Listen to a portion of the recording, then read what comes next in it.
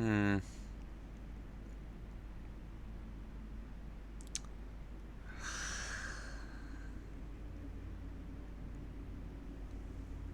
Just looking at that and it's like, God, that's gonna take me all over.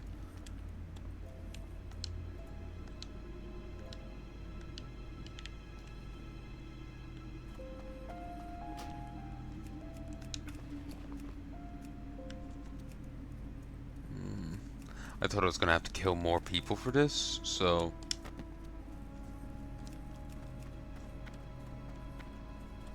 Where's level 8, really? Oh, a lot lower level than I thought.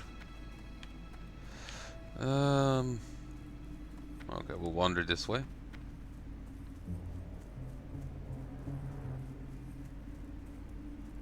I'm not gonna start any Dark Shard quests yet. I'm just wanting to get Banishment, so the Tome of Banishment done, so I can start hitting people, anyone with it.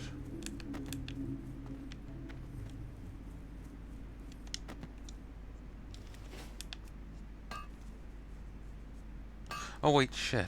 I don't have... Fuck. I don't have Turn on Dead.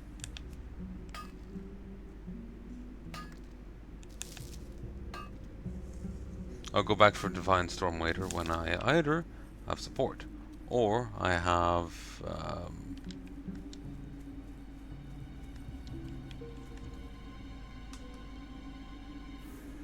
Silver Vein, Silver Vein, Silver Vein.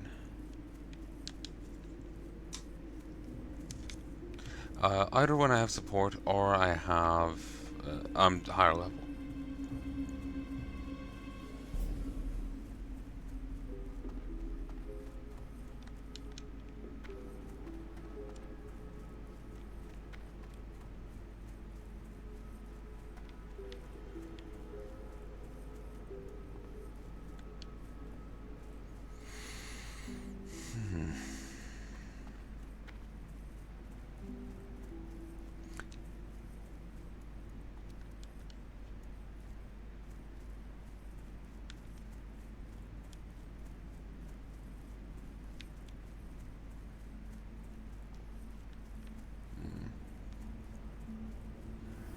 Got M3.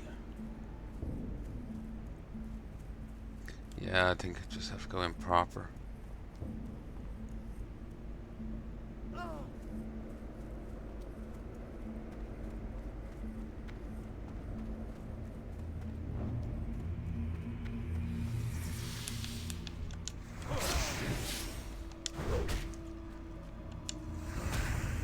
I remember being here before, trying to do kill the rare up here by way of Retribution Aura on a Christmas toy. Nearly got it, but yeah, it was too strong for me to try and take on with Palnai. I was trying to kill it solo. Did not work out well. But God, imagine trying to do this as a Rep Pally back in the day. You wouldn't have gotten... You would have one move. And I'm struggling with two right now.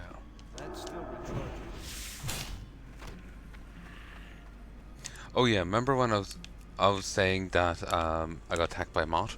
One of the local cultists back there attacked my attacked Gurik here. He nearly died, but I was able to easily kill her. I got a level in defense and two-handed sword, and some random material, like cloth offer. Have a look at my inventory. The wool in it or the linen may have been what you dropped. Not sure. Just kind of compare it to what you remember my inventory was, and what you've seen here, you know? I'm not going to try and get in town like that. One, because I'm nervous, people. Two, I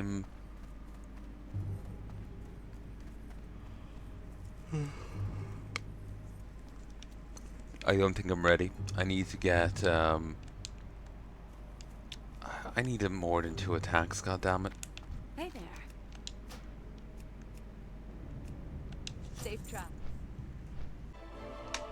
Hey, folks, and I have returned. So stop for a second. I end up not being able to talk myself out of that OCD. Ah, Paladin.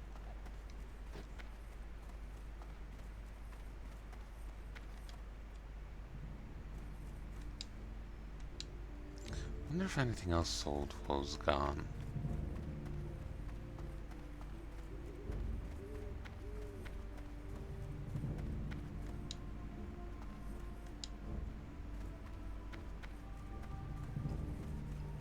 I need to get closer. White leather, small lustrous pearl, medium leather, Murloc fins, spot under robe linen, ichor, light hide, stone. Very nice. Let's watch money go up. I'm 3 silver and 84. No, 74. No. Yeah, 3 silver and 74 copper off 10 gold.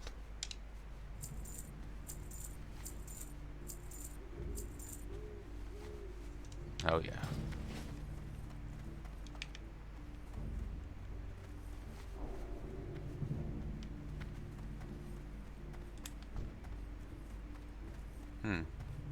Oh, Paladin. Paladin. I buy and trade. See you around.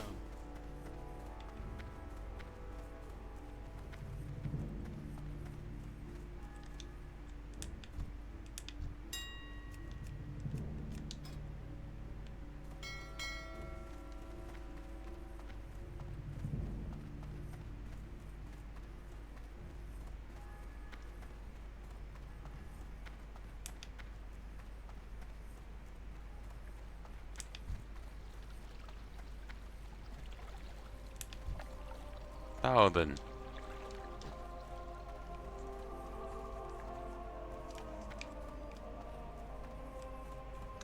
Let's go anyway and get the turn on dead.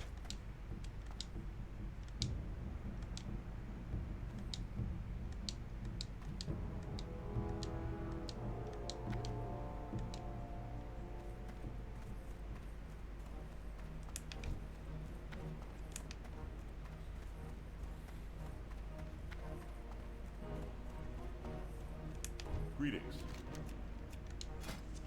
Seal of Righteousness rank 3. Light rank 4. Blessing Wisdom rank 2. Redemption rank 2. Turn on Dead rank 1. Blessing of Freedom. Concentration Aura. Seal of Justice. That's the stun seal. Blessing of Protection rank 2. Hammer of Justice rank 2.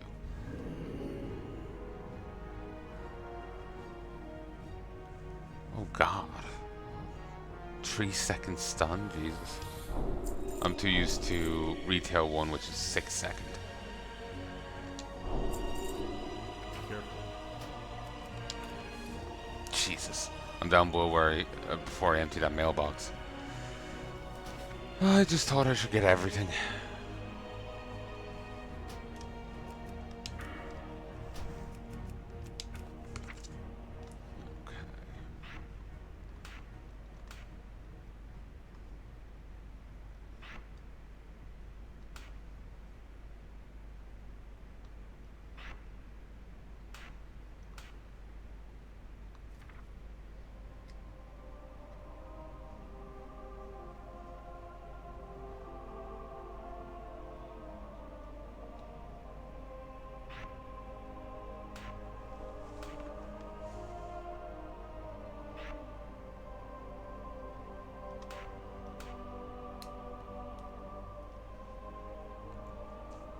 Hmm.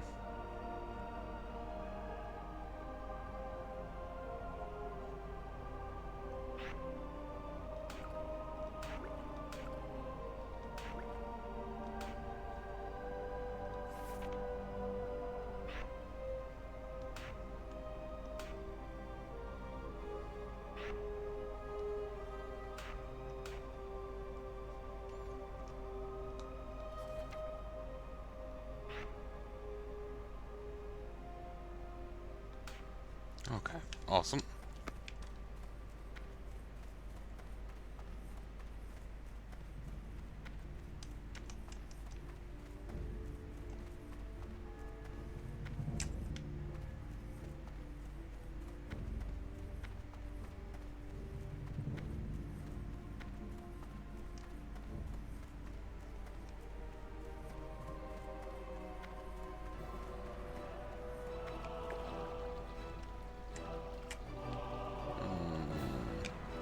I'm gonna go do something else for a moment.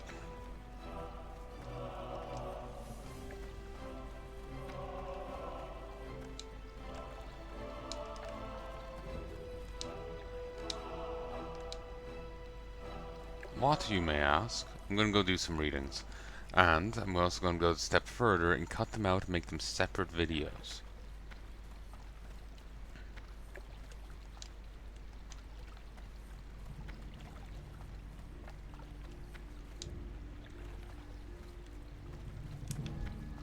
Paladin!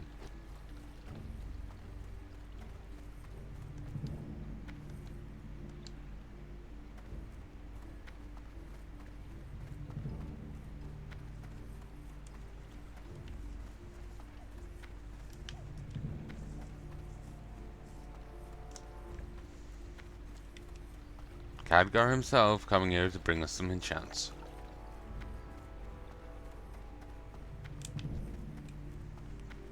Khadgar, more like Khadgar.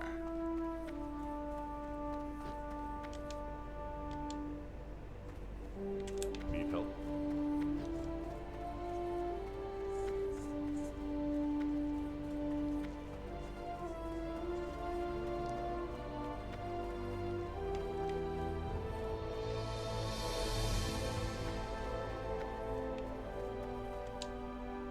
This place got a hell of a redesign.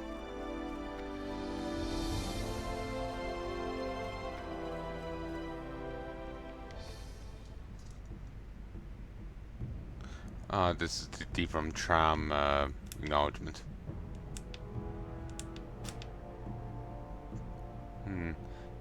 King Lane the First, House of King Lane First of the House of Rain, Liege Lord of Stormwind, Defender of Azeroth. Lady Myra Fordragon, High Clerist of Stormwind, patron of the refugees who fled Lordaeron after the First War. She was the bright mother of her future. May she rest in the light. No plaque to you. No plaque to you. Commander of the Alliance. General Dalen Prowmore. Commander of the Alliance Fleets, friend of Stormwind. That's Jaina's father. If you don't know the story of what happened with him, she goes across the sea following the advice of a mysterious prophet. And over there she ends up befriending Thrall. They fight side by side against the Burning Legion, and while she hadn't liked the Horde previously, she had come to see that they did have a degree of honor to them, and she had actually warmed up to the idea of peace. And so she had been advocating for it. Her father comes across the ocean, though, and he won't hear anything of it. He even goes so far as to commandeer Terramore off of her and force her people into conflict with the Horde. In the end, she isn't able to talk him down, so the most she can do is ask the Horde to spare her people while they sort it out with her father. And in gameplay terms, that means don't take out the barracks that her people are coming out of. Cut them down, but just leave the buildings intact. I'm just trying to set up a drink here. So, the Horde go in, and her father doesn't come out. Presumably she's aggrieved by it, but there's nothing else she could do. In good conscience, she couldn't take either side. She'd seen the Horde for more than just bloodthirsty savages, but she couldn't raise her hand against her own father. So all she could do was walk away.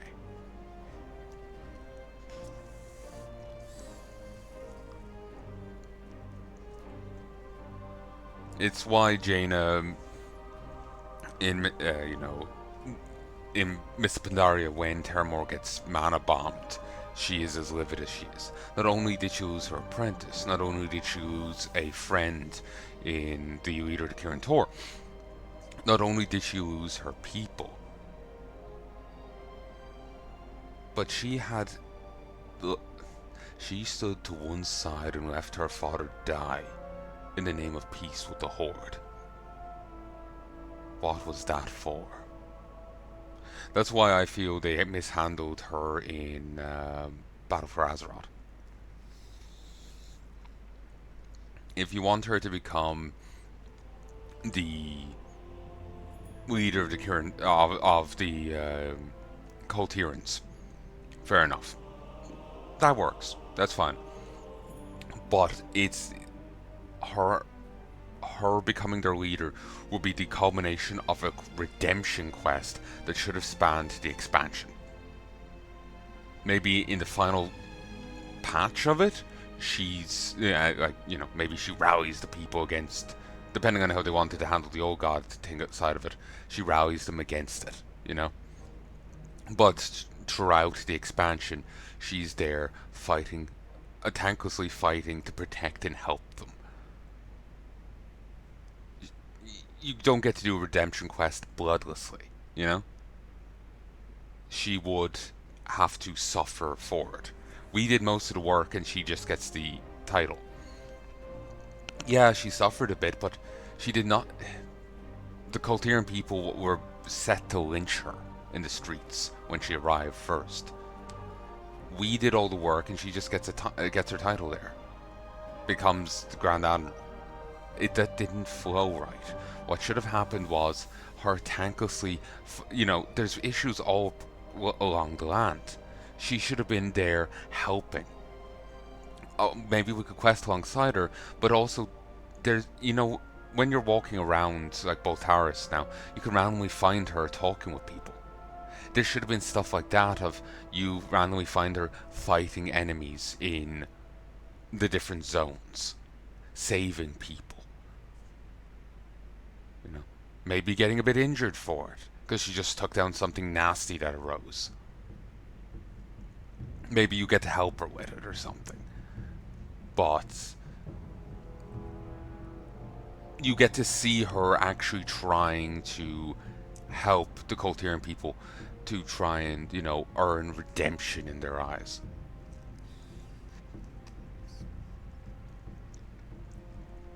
Because they loved Dalen. They loved the man, and she stood to one side and let him die. She was a monster in their eyes. Her going to suddenly be their leader is too much of regression. She should have been helping around the place, maybe even being rebuked for it, but still trying to help her people, and eventually winning them over through it. That's what I think they should have done.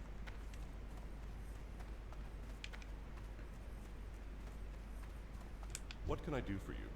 Need help? Don't know him.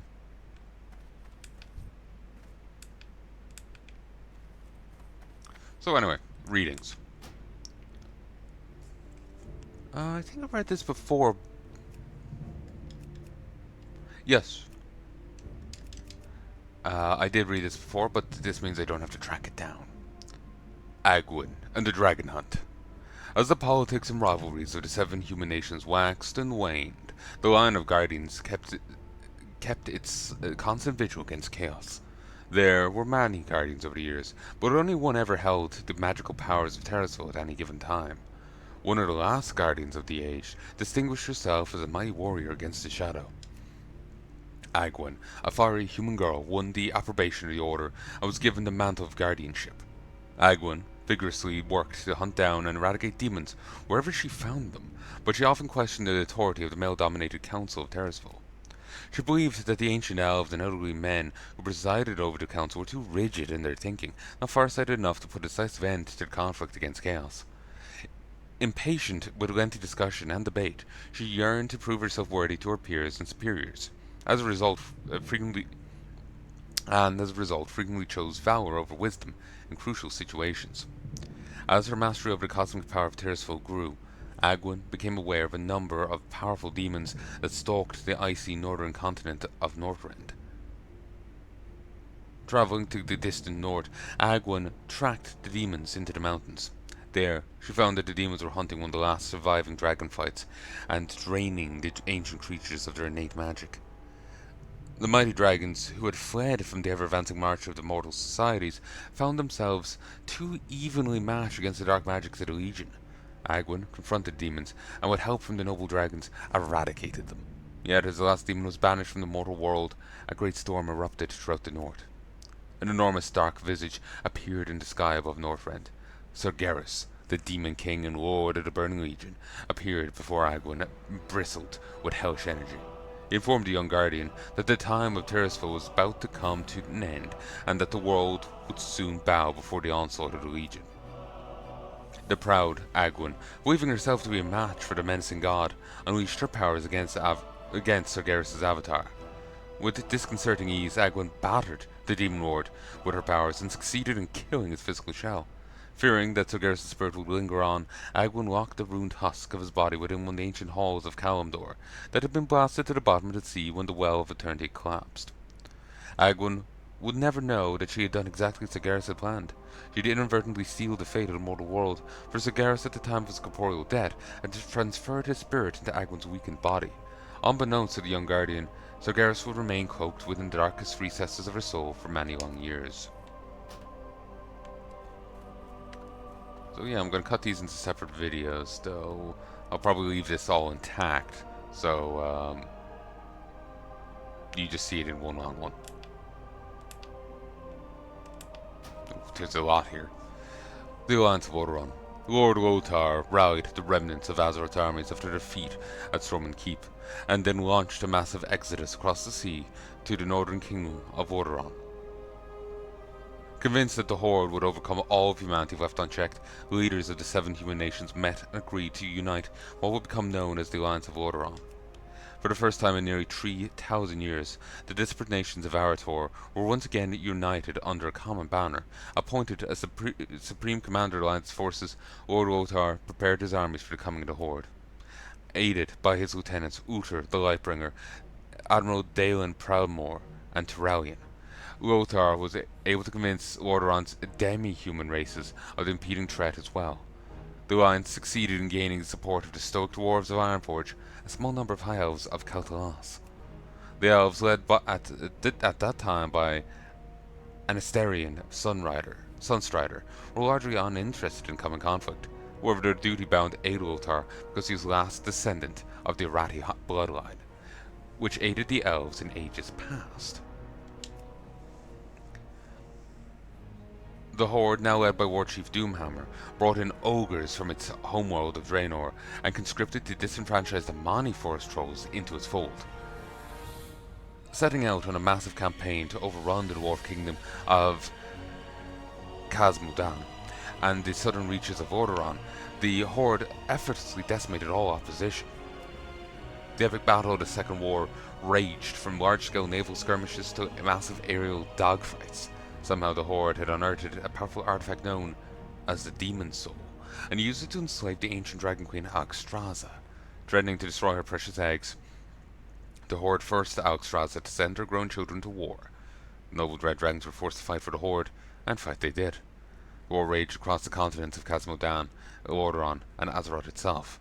As part of its northern campaign, the Horde succeeded in burning down the borderlands of Kel'Thuzad, thereby ensuring the elves' final commitment to the Alliance's cause. The greater cities and townships of Odoron were razed and devastated by the conflict. Despite the absence of reinforcements and overwhelming odds, Lothar and his allies succeeded in holding their enemies at bay. However, during the final days of the Second War, as the Horde's victory over the Alliance seemed almost assured, a double feud erupted between the two most powerful orcs on Azeroth. As Doomhammer prepared his final assault against the capital city of Odoron, an assault that would have crushed the last remnants of the Alliance, Gul'dan and his followers abandoned their posts and set out to sea. The bewildered Doomhammer, having lost nearly half of his standing forces to Gul'dan's treachery, was forced to pull back and forsake his greatest chance of victory over the Alliance. The power-hungry Gul'dan, obsessed with obtaining godhood itself, set out on a desperate search for the undersea tomb of Sargeras that he believed held the secrets of ultimate power. Having already doomed his fellow orcs to becoming slaves of the Burning Legion, Gul'dan thought nothing of his supposed duty to Doomhammer. Backed by the Stormreaver and Twilighthammer clans, Gul'dan succeeded in raising the tomb of Sargeras from C4. However, when he opened the tomb, the ancient, flooded vault, he found only crazed demons awaiting him.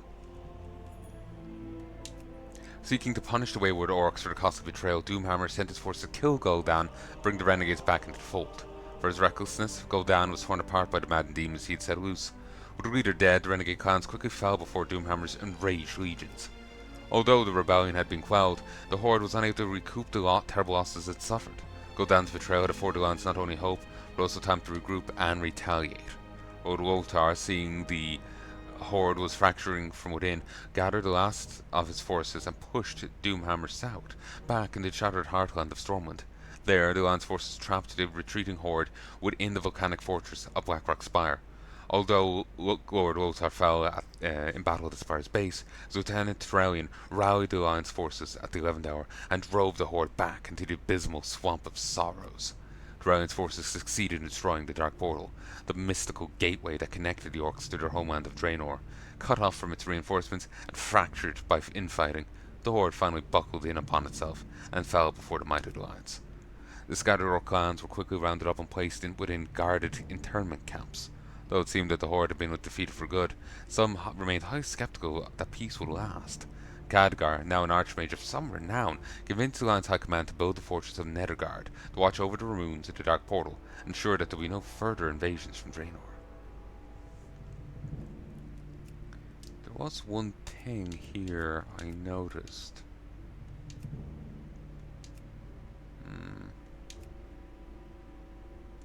Oh yeah, the capital city of Vordaron is never named. It's literally just called Capital City. There's no name to the settlement whatsoever. It being called Undercity is actually the most naming it's ever gotten.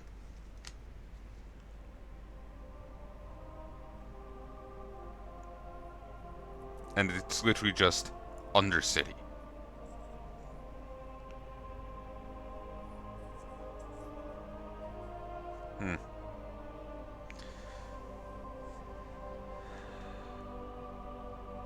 OCD is bothering me again.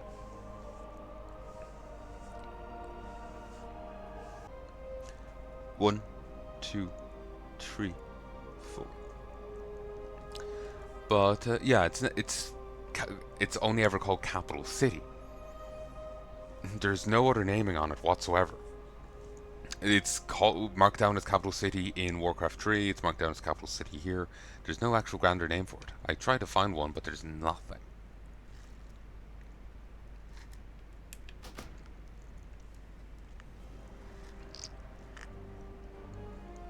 With the absence of trolls in the Northlands, the elves of Kel'Thuzad spent their efforts towards rebuilding the glorious homeland. The victorious armies of Arator returned home to the southlands of Strom. The human society of Arator grew and prospered, yet Thoradin, fearful that his kingdom would splinter apart if it overexerted itself, maintained that Strom was the center of the Aratorian Empire. For many peaceful years of growth and commerce, mighty Thoradin died of old age, leaving Arator's younger generation free to expand the empire beyond the lands of Strom. The original 100 Magi were tutored in ways of magic by the elves, expanded their powers and studied the mystic disciplines of spell weaving in much greater detail. These Magi, originally chosen for their strong wills and noble spirits, had always practiced their magic with care and responsibility. However, they passed their secrets and powers onto a new generation with no concept of the rigors of war or the necessity for self-restraint. These younger magicians began to practice magic for personal gain rather than out of any responsibility for their fellows. As the empire grew and expanded into new lands, young magicians also spread out into the southlands. Wielding their mystical powers, the magicians protected their brethren from the wild creatures of the land and made it possible for new city-states to be constructed in the wilderness. Yet, as their powers grew, the magicians became ever more conceited and isolated from the rest of society. Second, a Taurian city-state of Dalaran was founded in the lands north of Strom. Many fighting wizards left the restraining confines of Strom behind and travelled to Dalaran, where they hoped to use their new powers for greater freedom. These magicians used their skills to build up the enchanted spires of Dalaran and revelled in the pursuit of their studies. The citizens of Dalaran tolerated the magicians' endeavours and built up a bustling economy under protection of their magic-using defenders. As more and more magicians practiced their arts, the fabric of reality around Dalaran began to weaken and tear. The sinister agents of the Burning Legion, who had banished when the Well Eternity collapsed, were lured back into the world by the heedless spellcasting of magicians of Dalaran. Although these relatively weak demons did not appear in force, they did sow considerable confusion and chaos within the streets of Dalaran. Most of the demonic encounters were isolated events. Ruling magicrats did what they could to keep such events from the public. The most powerful magicians were sent to capture the elusive demons, but they often found themselves outmatched by the lone agents of the mighty Legion. But didn't you just call them weak? Like, although these relatively weak demons did not appear in force, they did so confusion. Outmatched by the lone agents of the mighty Legion. It was just simply not to comment on their strength, but the demons were too wily. Gotcha. I thought they were contradicting themselves. I felt in one of the previous books that they had, but I don't remember which one. After a few months, the superstitious peasantry began to suspect that their sorcerous rulers were hiding something terrible from them. Rumors of revolution began to sweep through the streets of Dalaran as a paranoid citizenry questioned the motives and practices of the magicians they had once admired. The magicrats, fearing that the peasants would revolt and that the Strom would take action against them, turned to the only group that felt they would understand their particular problem: the elves. Upon hearing the magicrats' news of demonic activity in Dalaran, the elves quickly dispatched their mightiest wizards to the human lands. The elven wizards studied the energy currents of Dalaran and made detailed reports of all demonic activity that they beheld. They concluded that although there were only a few demons loose in the world, Legion itself would remain a dire threat so long as humans continued to wield the forces of magic. The Council of Silvermoon, which ruled over the elves of Keltalos, entered a secret pact with the magicrat lords of Dalaran. The elves told the magicrats about the history of ancient Kalimdor and of the Burning Legion, history which still threatened the world. They informed the humans that so long as they used their magic, they would need to protect their citizenry from the malicious agents of the Legion. The magicrats proposed the notion of empowering a single mortal champion who would utilize.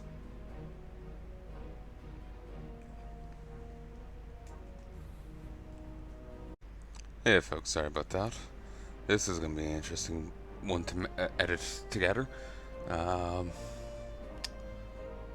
Remember earlier I said I got attacked by a moth? This time I think I got attacked by a midget. Midge? I don't know what you call them. You know, the annoying little things that fly around? Yeah. A few got into the house earlier.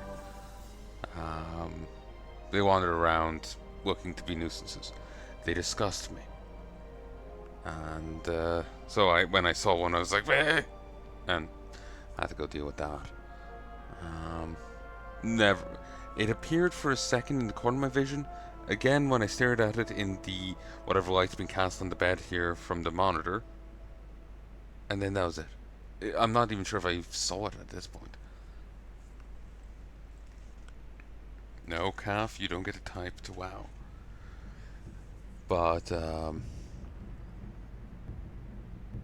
yeah, this is going to be interesting to edit together into a separate video.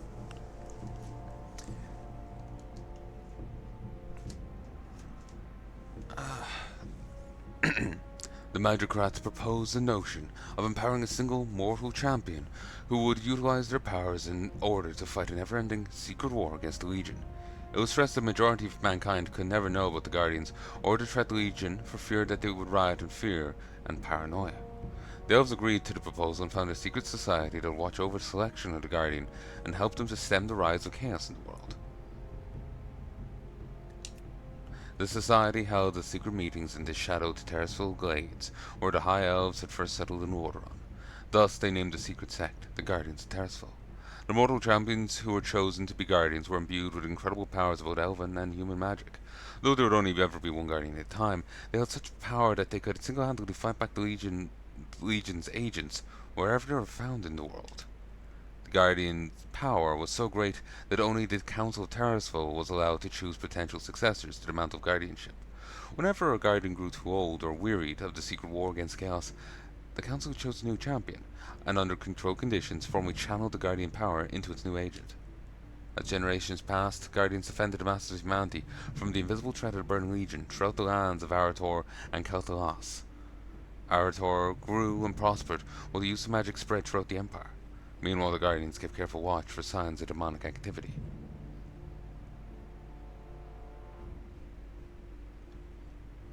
And that has been the Guardians of Terrasville.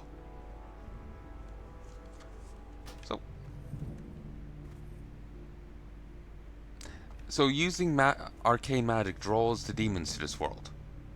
I feel like Blizzard has been ignoring or like dropping different bits of lore or changing it as things gone on, because you hear that, but I don't think we've really seen much of that since. It's just kind of more background dressing, and it's just like with all the magic being thrown around now, it just feels like there should be more. And then in one of the novels there, they talked about one of the last remaining dragon fights, and there's plenty of dragonflies remaining. There's so many different types of dragons. They keep adding new ones. So, I'm not sure how to comment on it.